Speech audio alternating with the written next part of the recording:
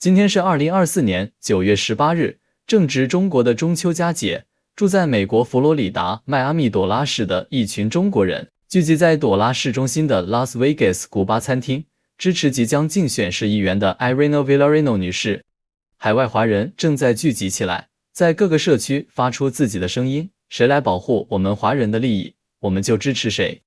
这次活动由居住在朵拉市的佛州华商总会会长、迈阿密华语电视台台长张学锋先生发起，应邀出席的有戴德县亚裔联盟主席张黎女士、佛州亚裔正义联盟商红伟律师、黄靖宇先生，居住在朵拉市的Eric Celina、Sofia Joan、Krystal Zheng、Annie杨、Tang、Samantha 等 Connie毕等也出席了这次聚会。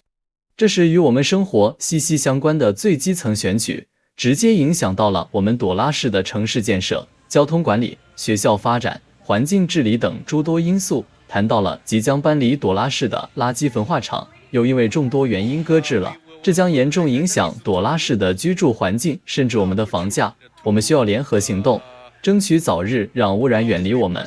下面让我们听听 Irina 和朵拉市民的对话。My name is Irina Vilarino.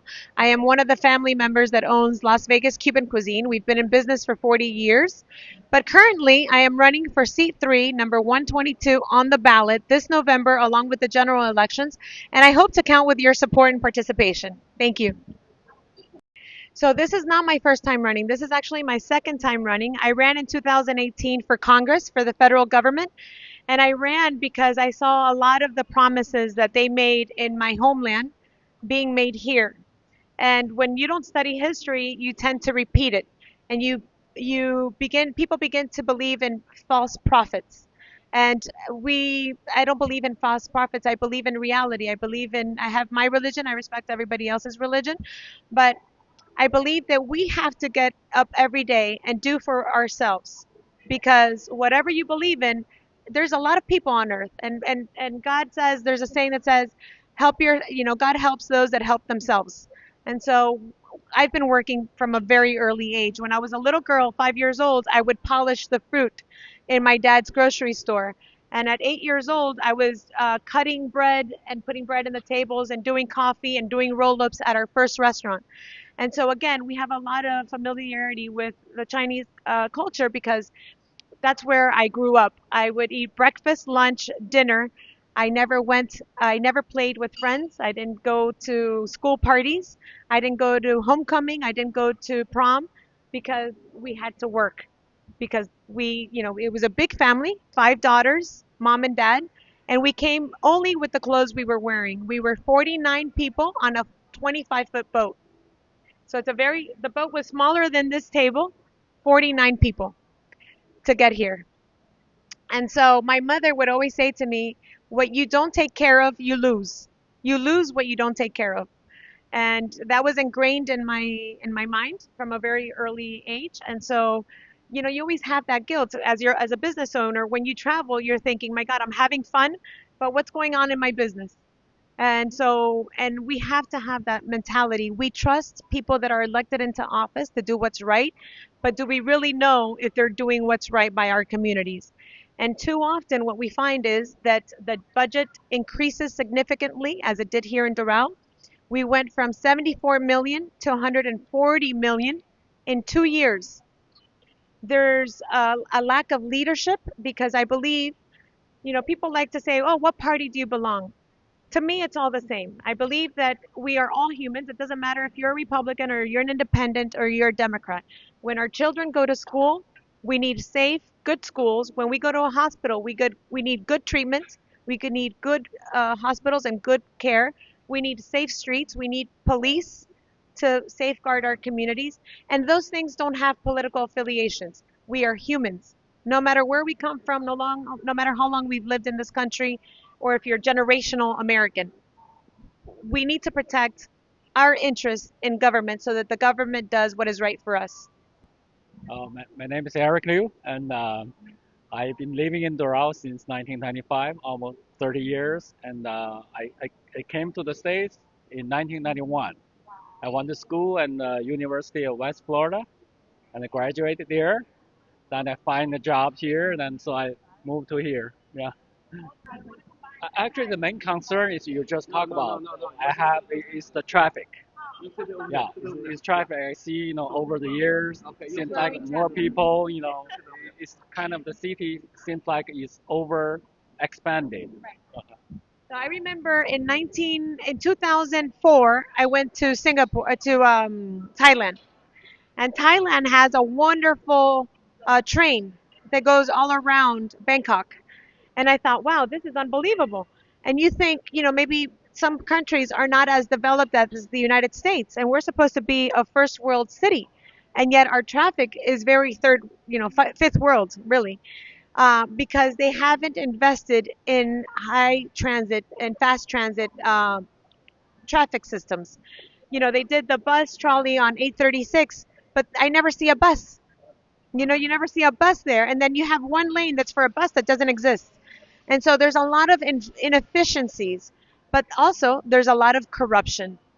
And so we pay the 1 penny tax that we all pay every time we spend money. 1 penny of everything we buy goes to the county for fast transit. And yet that money does not exist and nothing has been built. Only buses. But there's lobbyists that represent the bus company that get the county to buy more buses. Buses are not the answer. They're not the answer. They're like a little band-aid, but I think that society and technology is where we can do something better. So currently, Doral, we as residents pay for a program called TPO. Not every city can participate in this coordination with the county. We pay for it, and our current mayor does not go to the meetings. She's been to 2 meetings. Both meetings she was late, and so there's no coordination with our traffic light. Sometimes it's 10 o'clock. There's no cars in the street, but there's a red light, so you have to stay there 3 minutes to wait and nobody's coming. So there has to be coordination. So there's a sequence of lights between Doral and the rest of the county, so there's a better flow of traffic. I believe that we should be able, now that we're more of a residential, commercial, industrial community, there should be a hop on, hop off continuously around Doral. So if you live in downtown Doral, but you want to go to city center, you don't have to pick up your car to go to city center, or you don't have to go and pick up your car to go to Midtown. I think it should be a constant hop on, hop off trolley. I think also there's going to be more construction in Doral. This is not it. We're going to see more construction because there's still land available. And I think we need, more people are moving to South Florida, so we're going to need higher density, unfortunately, but that's going to be the case. And so I think for future construction, we need to have all-inclusive, where people stay in the community to eat, to go to the grocery store, to have an urgent care center for small cases of health situations. And so therefore you stop the outflow of traffic and you keep it all in. And it becomes a little bit like Copenhagen, where you can pick up your bike and do everything within a couple mile radius. My name's Krystal. We met when I walked in. I lived in Doral for like my life since I moved here. I went to Divine Savior. Oh, she went to Really? the No, I went to Divine Savior. Oh, okay. Yeah. So and then I know Doral Academy. Like I'm very pretty connected here. So my business is also based here, and I'm just curious what your push for like small business owners. Like, what do you want to bring them, and how does what do you want to shape the city procurement process to lean more like local, like support the Doral businesses? Like, how can we bring business here? Yeah. What type of business do you have? I do specifically government contracts. Okay, I do good. a lot of business in Bay County. I do a lot of business in other counties in South Florida, but I don't do business with Doral. Because they outsource it. Doral, their procurement is outsourced. It's not local. So that's one of the first problems. One of the things we have to do is have a procurement process here, local, which we do not. We do not. So that's one of the first things we need is we need to. On corporates, all the The, Is it on purpose? Outsource they outsourced it. Maybe it's easier for them, but it's not easier for businesses because they're not familiar with business owners, and therefore they, it's at a sight, at a touch, or where you don't have a physical or a direct relationship with local vendors here. I think one of the big problems that we have is bureaucracy. I know the story. I'm a small business owner.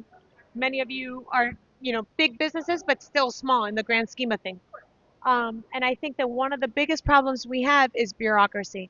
And I was telling the gentleman is that sometimes you can get a big development of 1,600 homes or big buildings like this built within 2 years, and sometimes you can't open your business in 2 years, right? But why? Because they have attorneys, they have lobbyists, they have people that they gave donations to inside the government, and so they expedite the process for some, but not for the general. And I think that's one of the things that I offer the community is that I represent people that have had to work really, really hard to rise above because it's already hard to open your own business. You don't need the government to put more layers of difficulty on top of it. And so we need to streamline it. We need to streamline it and we need to have direct access. I had a meeting the other day and one of the people that's running, she says, well, one of the ideas I have is to do a website where you go in there and you put your complaint and somebody gets back to me. And I said, excuse me, I wish you luck. Okay? I wish you luck because they'll never get back to you. What we need is people to people. I think that you call the department, press 1 for this, press 2 for that, press 3, and you never speak to anybody. I've had to live that myself whenever I've had to pull permits or whenever there's an issue with an agency. You can never get them to give you a straight answer. And so I think what we need to do is cut the red tape and be more respondent to our citizens so we can streamline, and that way they don't have to spend or waste money unnecessarily. I have living in Miami-Dade County for 34 years. And I see, Asian, especially Chinese, since I'm Chinese, that, the population start to grow with, university students and also the local, business people. Our population grow in last 34 years tremendously, but I don't see that affect any other race in terms of look at this ever growing population, their power, their contribution. Yeah, I mean, I'm so grateful that you reach out to our community and telling us what are you going to do and hear our voice. We really appreciate you. You have our support. Yes. I've been living here almost 30 years. 30 years ago, on the map, the west of 107, there's nothing. Yeah. So now everything's developed. Like you mentioned, unfortunately, we cannot avoid it. But my question is like environmental friendly, of course. So we still have little land. Can we just try not to have so many development instead of have like more park or like maybe library thing, not instead of a lot of departments? More development. Yeah, like you said, density maybe it's unfortunately we have to have it, but we try not to have so many, so we can have like a very more peaceful environment. Much for this opportunity. First of all, I personally do not live in Doral. We are here just to support you because this is a wonderful opportunity. We learned that you're going to reach out to our Chinese community. Well, this is wonderful because we Chinese Americans are always marginalized, and politicians always pay attention to large Venezuelans, Cubans, and not Chinese Americans. So this is why we're here, and we're very happy to hear that you are very concerned about your community, and you want to listen to our voices, and we believe that you are a strong candidate. We heard what you said, and we're happy to be here to support you. Okay, thank you. We hope that you're going to be elected. So I want to introduce myself a little bit. My name is Jack. I'm a faculty member of University of Miami at School of Medicine.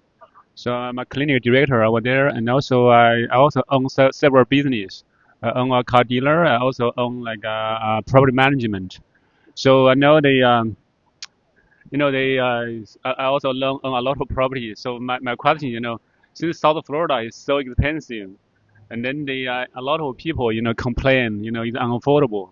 So do you have any ideas, any solutions, to lower to make the, living, more affordable? Well, I can't pretend to fix every problem because it's just little old me, and there's a lot of problems in Miami, right? So I'm not going to make promises that I can't make, that I can't fulfill. But I think raising awareness, I'm not convenient to the status quo. I am soy inconveniente, right? I'm an inconvenience because when you say the truth, you get a lot of enemies. If you want a lot of friends, say a lot of lies. If you want a lot of enemies, say the truth.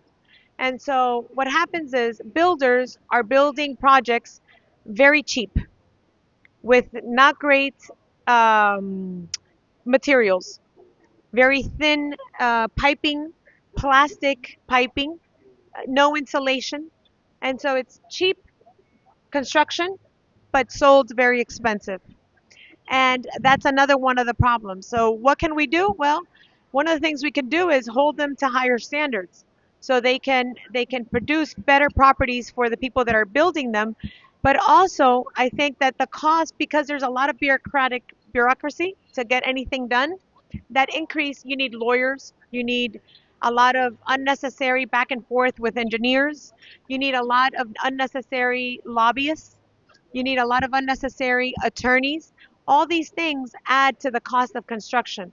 So I think when we eliminate a lot of the bureaucracy, we eliminate a lot of the costs.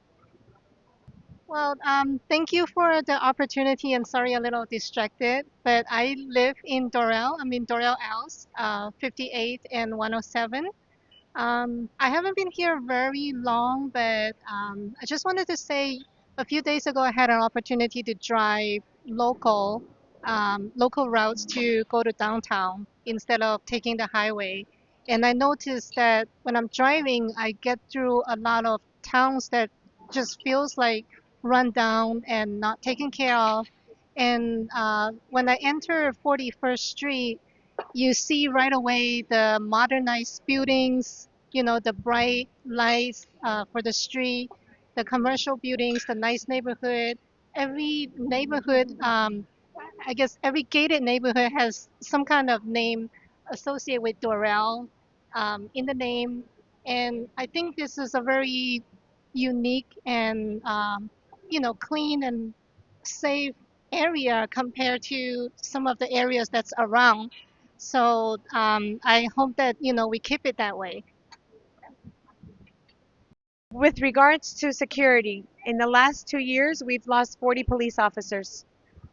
And one of the problems is that they a lot of times we don't hear car theft or burglaries because they're not reported in the media.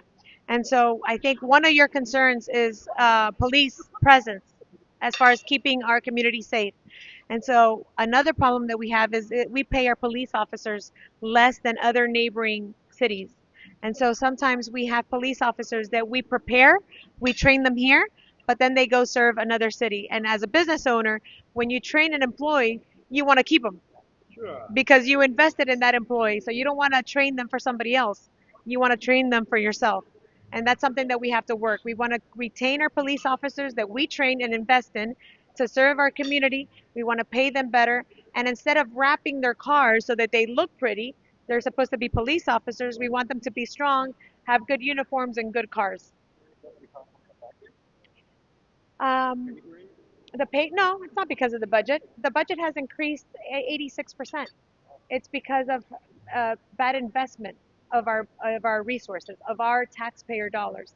So I think they could cut other things and increase the police salary, because when we need them, we call 911, So they should have better pay and cut all the other stuff that God knows where it's going, And the more we're different, the more we're the same. We're all the same at the end of the day. You worry about the livelihood and the well-being of your children, a safe community, good hospitals, good roads, a good economy, Those are the things that we all worry about. We need to be able to be prosperous and to be respected. And I think that if you are part of this community, politicians, if they want to represent our community, they need to invite all of our community, not just the bigger voices. So thank you all for being here tonight. It's my pleasure. Thanks. No matter where we come from, whether it's Cuba or China, we have to get involved, and they have to take our communities into consideration.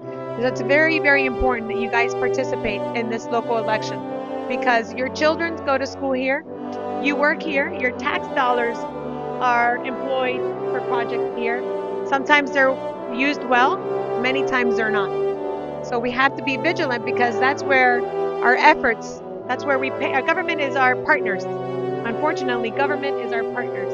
And we give them money and we hope that they're investing it well, but usually partnerships don't work, unfortunately, and it's for a reason. And so if you have any questions about me, I'm an open book. I'm happy to answer any questions. I thank you for being here tonight, and I look forward to your support and participation.